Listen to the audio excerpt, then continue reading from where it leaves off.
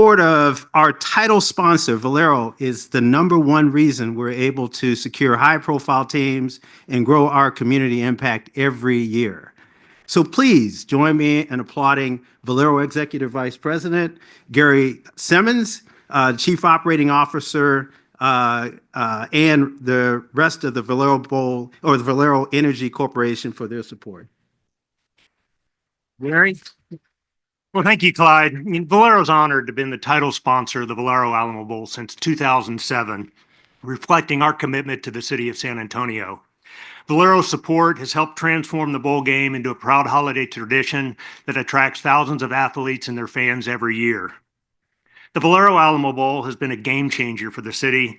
Valero's proud to be a part of that because we know tomorrow is built on the actions we take today. We're looking forward to another exciting bowl game this year, and I'll turn it back to Clyde to talk more about the two teams that will be competing in this year's game. Thank you again, Gary, for fueling our growth with our team selection rights in the community.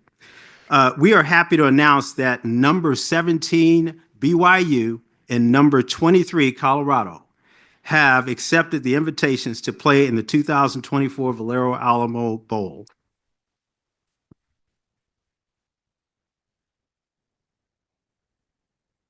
The Cougars and the Buffaloes will square off at the Alamo Dome on Saturday, December 28th. Mark your calendars at 6:30 p.m. on ABC. It will be our 9th top 25 matchup in the 11-year history of the CFP. I'll now turn it over to Derek Fox, our president and CEO of the Valero Alamo Bowl, to tell us about these programs and introduce our guests. Awesome. Thank you, Clyde, Gary, and Valero for doing such a great job in leading this organization and for putting us in such a great position to have a quality matchup again for this year's Valero Alamo Bowl. So let me begin with our Big 12 pool team, the BYU Cougars. This year's visiting team, BYU, will be making their first appearance in the Valero Alamo Bowl. The Cougars finished the season 10-2, their third time in 5 seasons, racking up double-digit wins and tied for first in the Big 12 Conference with a 7-2 record. That's a common theme you'll hear here. Head coach Kalani Sitake has a 4-2 record in bowl games, and the Valero Alamo Bowl will be his 7th bowl trip in his 9 years. The Cougars have one of the most balanced teams in the nation, with 17 players scoring touchdowns this year, while the BYU defense features 12 different players recording an FBS best 20 interceptions this season. And now the Pac-12 University representative, the Colorado Buffaloes. This year's home team will be Colorado, making their 4th appearance in the Valero Alamo Bowl, most recently in 2020. That was a COVID year, so we didn't really count that one quite like normal. In Deion Sanders' second year as head coach, Colorado finished the regular season with a 9-3 record, their 7th 9-win season, and a 7-2 record in the Big 12, and featured tied for first place in the conference. Coach Sitake and Coach Prime, on behalf of the Valero Alamo Bowl, we're ecstatic to welcome you to San Antonio and representing your 2 quality teams this year. We appreciate your support here today. And with that, I'm going to turn it over to Coach Sitake to make a few opening statements about this year's Valero Alamo Bowl. Thank you very much, Derek. And on behalf of the BYU football program and our fans, our staff, our coaches, administration, we're really excited to be invited to the Valero Alamo Bowl. We're looking forward to the matchup. Obviously, I'm looking forward. For me, the destination is always about food too, and I know San Antonio can hold its own when it comes to food. So I'm looking forward to gaining some weight that week.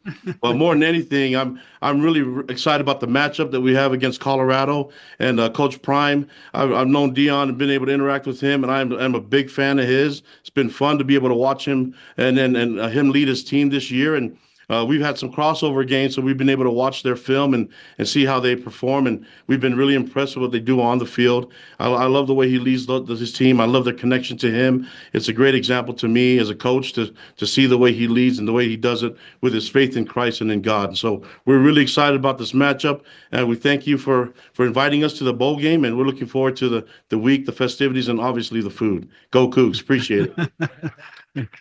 Well, Coach, I'm glad you touched on that. And one of the things we're going to ask you about is tell us a little bit about what you've learned from past bowl trips. Obviously, you're here for the game, but there's a whole experience behind it. So how do you prepare for a bowl trip, and specifically this one in San Antonio? We hear you got some good restaurants planned up.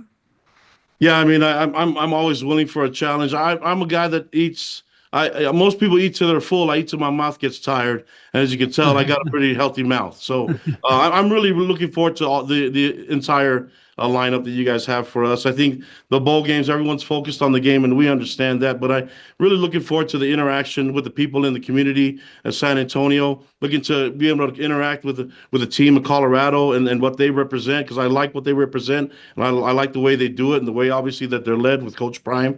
So I'm looking forward to all of it, and I think once we get through the week, we can get to the game, and it's a great way to end the week of fun, and obviously I mean, for us, it's our last time that we get to do this as a family, as a team with these seniors, and we're gonna have a lot of fun with it. But regardless of the outcome of the game, it will be an honor for us to be in San Antonio, to be a part of this game. It's one of the prestigious games in college football, and so we're looking forward to the game and the matchup. But more than anything, looking towards the connection, the friends that we may make, and also the memories that we're going to make. So looking for the entire thing, the entire experience, and we're really excited about the game. But regardless of the outcome of the game, we're really honored to be on that field and to share it with Colorado. Awesome. One more, Coach. Before we get on, I want to say again, congratulations for your recently announced extension. Job well done and well earned.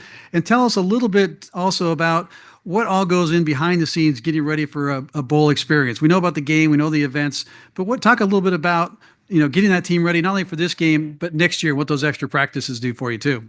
Yeah, you hit it right on the head when you talk about the extra practices and having that time to develop. Obviously, we need to get more developing, and there's never a stop in the game of football. You have to keep progressing. And so even though you may take a few steps back, this is a great opportunity for us to progress as a program, to get where we want to be, and to make sure that we've end the season right. And by I mean end the season right, it's not on the result based on the game. It's about us playing clean, getting to the next level, and then making sure that we can get these young men that are going on to the next level and trying to progress their careers in the NFL and in other professions, and also for these young underclassmen to step up and be able to take this team into the next level of 2025. So this will be a very important part of our program, and I'm pretty sure Coach Prime's looking forward to the same thing. We're just really excited about all of it. It's going to be a lot of fun, a lot of work, but I think can't miss out on all the fun that's happening with it.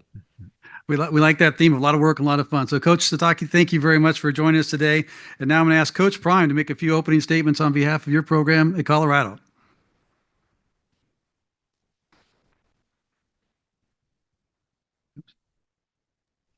Is this working? There we go. Yeah, there we go. I'm elated. You guys did a wonderful job of this bowl consistently, and just to be chosen. You got to understand, coming from Colorado and to be chosen for a bowl, and that was the goal, to get Miss Peggy to a bowl. And we are so happy. You have no idea how appreciative we are. We're going to get her a private plane because she don't fly or first class. So we're going to make sure she gets to this game and she's comfortable.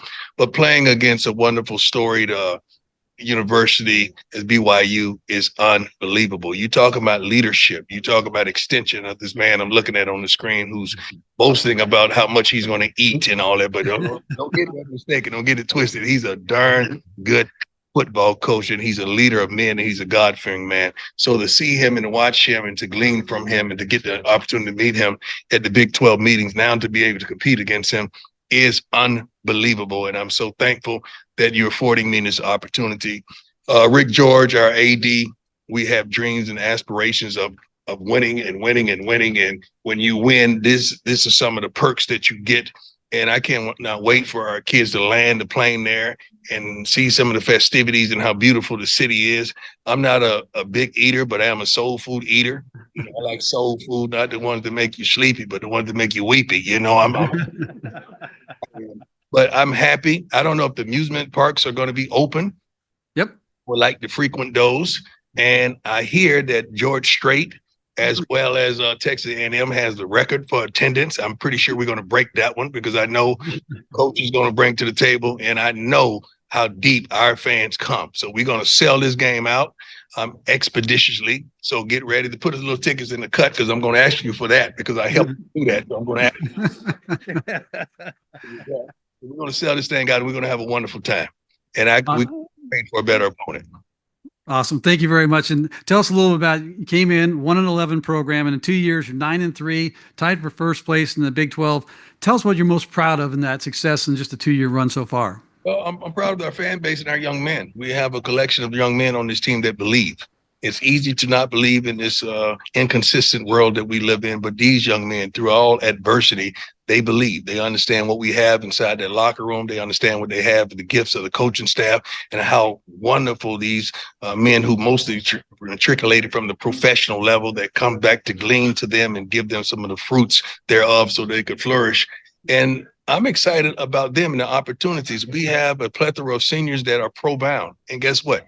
Every last one of them are going to play. We don't tap out. We don't sit out. It's a blessing to play this wonderful game. Our kids are going to play. We got a kid that's probably going to pick up, not probably, what I'm talking about, matter of factly going to pick up the Heisman Trophy this week, and he's going to play. We got another quarterback who picked up an award last weekend, and he's going to play. We have receivers that I know are going pro, and guess what? They're going to play. So we cannot wait to put on our best suit and our best uniform because we're the home team, and we're going to play, and we're going to come there to have a good time. And I got to be thankful about this man right here. He's taught me so much about life, just looking at him from afar and just watching how he do things. He don't understand that he's truly a leader of men. And I appreciate the opportunity to be on the field opposed to him.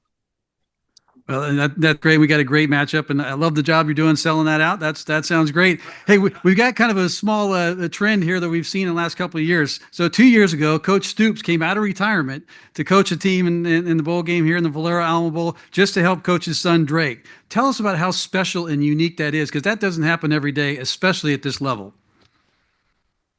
To coach my son, plural. Yeah,